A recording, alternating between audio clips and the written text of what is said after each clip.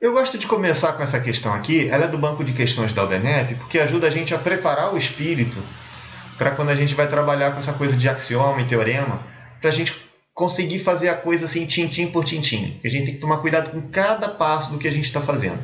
Tá? Então vamos fazer essa questão, depois talvez vocês entendam por que eu coloquei ela aqui no começo. A Ana tem uma calculadora diferente. Ela efetua apenas duas operações: a adição usual, denotada por esse símbolo aqui, e uma outra operação denotada por estrela, que satisfaz essas três propriedades. Tá? Então, A estrela A é o próprio A, né? Qualquer número estrela ele mesmo, resulta ele mesmo. Qualquer número estrela zero é a mesma coisa que esse número mais ele mesmo. E essa terceira aqui, um número estrela outro mais um terceiro número estrela um quarto, dá essa outra expressão aqui. Muito bem. Então, só usando essas três propriedades aqui, como que a gente consegue resolver, por exemplo, essa expressão? Tá? 2 mais 3, estrela, 0 mais 3. Bom, para começar isso aqui, deixa eu botar aqui para baixo, vamos começar usando essa terceira propriedade, porque olha só, já está nessa estrutura aqui, né?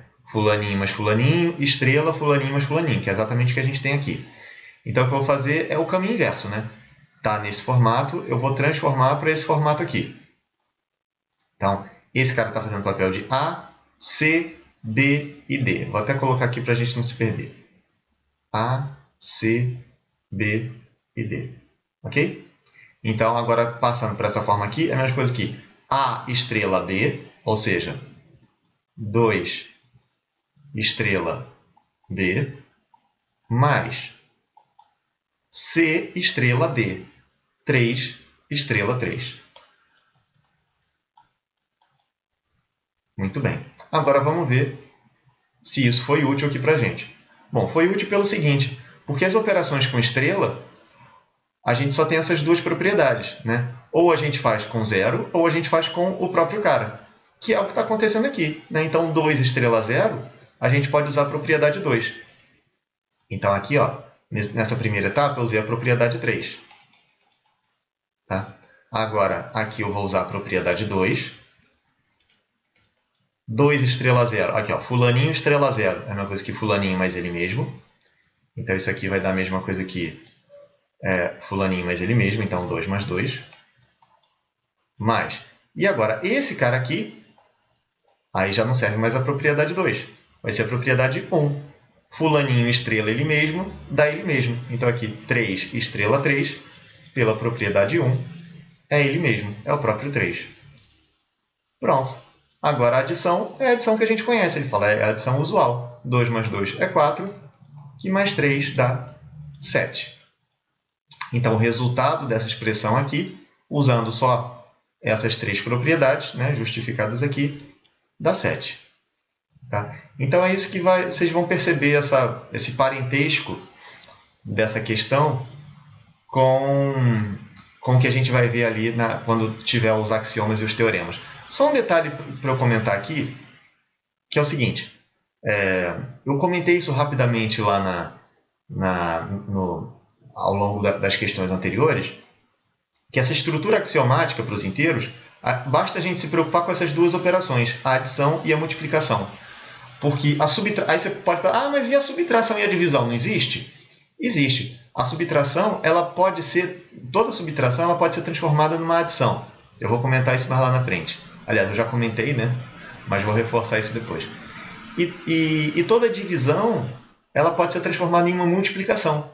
Então, eu não preciso me preocupar com propriedades para subtração e propriedades para divisão, porque vão ser as propriedades que tem com essas operações irmãs aí, operações inversas, na verdade. Tá? Então, por isso que basta a gente só se preocupar com essas duas operações. Muito bem, resolvemos aqui metade da questão. Falta saber agora essa outra metade aqui. Como que a gente faz, então? 1024, estrela 48. Aí você pode falar, bom, não sei, porque operação estrela aqui eu só sei fazer com o próprio cara ou com o zero. E aqui eu não tenho nem uma coisa nem outra. A estratégia aqui é a gente transformar essa operação numa estrutura tipo essa aqui. Percebeu? Então, onde tenha o zero e onde tem um cara repetido, que foi o que permitiu, né? Onde tem o zero e onde tem um cara repetido, que foi isso que permitiu a gente fazer essa primeira parte. Tá, e aí, como é que a gente pode separar isso aí? Então, o 48, vou fazer a mesma coisa aqui. Vou tentar transformar esse 48 aqui em zero mais alguém, né? Que aí fica nesse molde aqui. Bom, 48, se é igual à soma usual, 48 é a mesma coisa que zero mais 48. Tá?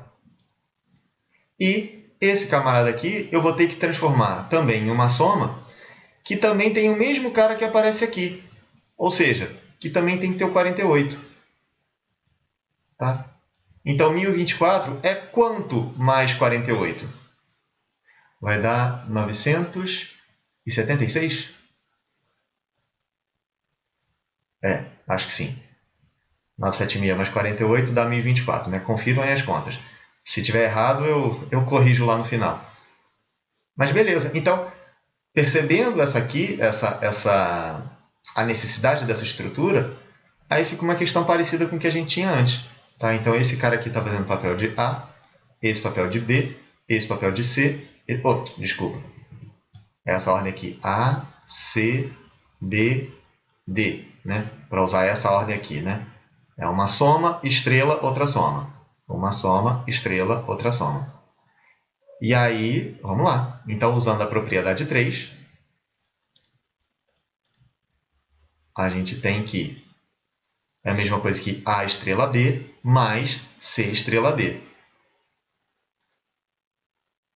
Então, vai ficar A estrela D mais C estrela D.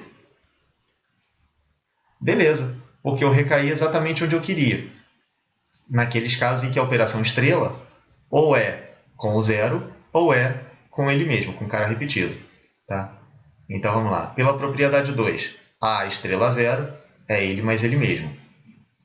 Então aqui, pela propriedade 2, 976 estrela 0 é 976 mais ele mesmo.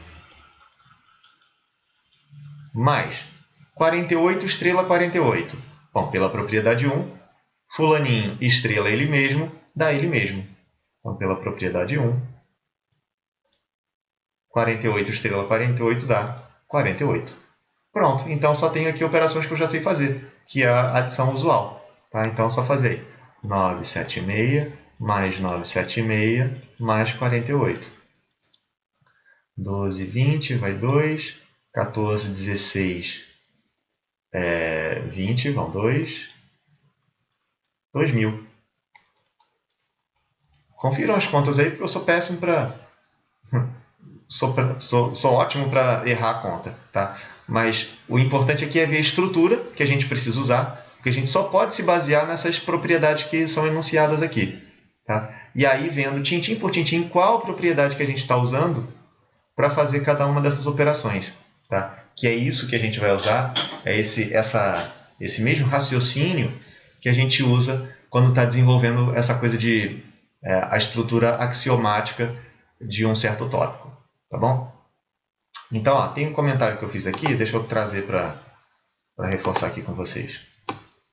Então, aqui, percebendo a concepção do conjunto dos inteiros como uma extensão de n, né, como eu falei lá, a gente tinha o conjunto dos números naturais, né, e aí o conjunto dos números inteiros os naturais com os simétricos deles. Né? Então, tinha lá o 0, 1, 2, 3, 4, 5. Tá? Então, vai ser agora dos inteiros, vai ser 0, 1, menos 1, 2, menos 2, 3, menos 3. Então, é só pegar o simétrico de todos os naturais para a gente gerar os inteiros. Então, é uma extensão do conjunto dos naturais. Então, percebendo essa extensão, o desejável é que todas as propriedades operatórias que valem nos naturais, que continuem valendo nos inteiros. Tá? Propriedades essas como propriedade comutativa, associativa, distributiva. Então, vamos lembrar aqui. O que são essas propriedades?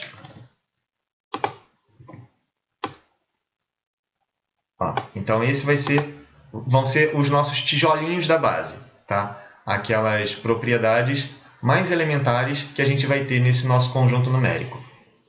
Então, para tudo que eu vou utilizar a seguir, para os axiomas e teoremas, vamos considerar sempre A, B e C elementos quaisquer, tá, do conjunto dos números inteiros. Então, o primeiro axioma trata dessa propriedade aqui. Fulaninho mais Beltraninho é a mesma coisa que Beltraninho mais Fulaninho. Então, eu posso inverter a ordem da adição, certo? Ou seja, essa aqui é a propriedade comutativa da adição. Comutar significa trocar de lado. Tá? Então, a propriedade comutativa, que valia lá nos naturais, vai continuar valendo aqui nos inteiros. Tá? É o nosso primeiro axioma. A mesma coisa para a multiplicação, né? Aquela famosa a ordem dos fatores não altera o produto. Então, se eu pegar A vezes B, é a mesma coisa que trocar, fazer B vezes A. Então, aqui também é a propriedade comutativa da multiplicação, que valia lá nos naturais e vão continuar valendo aqui nos inteiros. Tá? De novo, deixa eu reforçar uma coisa que eu já tinha comentado, que eu vou pegar aqui uma porção pequena de axiomas para provar uma porção pequena de teoremas. Não vou fazer nenhuma estrutura gigantesca, porque eu quero, o foco que eu quero aqui é tratar do jogo de sinais, que eu falei que é um teorema. Então, daquelas propriedades do jogo de sinais, vou pegar só o mínimo necessário para a gente tratar disso. Tudo bem? A gente já viu lá intuitivamente como funciona naquela questão 3.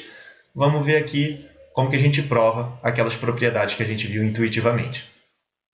O segundo axioma, deixa eu botar aqui, pronto. Também coloquei A e B, porque vale para adição e vale para multiplicação. Então, é o axioma da... A gente já viu da comutatividade.